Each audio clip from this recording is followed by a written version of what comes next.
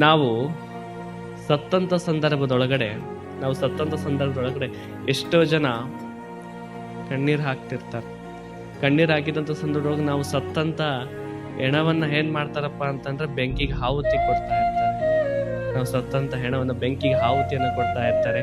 ಆಹುತಿ ಮಣ್ಣು ಮಾಡಬೇಕಾದಂಥ ಸಂದರ್ಭದೊಳಗಡೆ ಬಹಳ ಜನ ಅಲ್ಲೆಲ್ಲ ಸುತ್ತಲಿದ್ದವರು ಅಳ್ತಾ ಇರ್ತಾರೆ. ನಿನ್ನ ಬಿಟ್ಟು ಇರಕ್ಕಾಗ್ತಾ ಇಲ್ಲ, ನಿನ್ನ ಬಿಟ್ಟು ನಾನು ಇರಕ್ಕಾಗಲ್ಲ, ಮರಳಿ ಬಾ, ಮತ್ತೆ ಹುಟ್ಟಿ ಬಾ ಅಂತಿರ್ತಾರೆ. ಸತ್ತಂತ ಹೆಣ ಎದ್ದು ನನ್ನ ಜೊತೆಗೆ ಯಾರು ಬರ್ತಾರೇನ್ರಿ? ಸತ್ತಂತ ಹೆಣ ಮ್ಯಾಗ ಎದ್ದೆ ನನ್ನ ಜೊತೆ ಬರ್ತೀರೇನ್ರಿ? ಯಾರು ಬರ್ತಾರೇನ್ರಿ?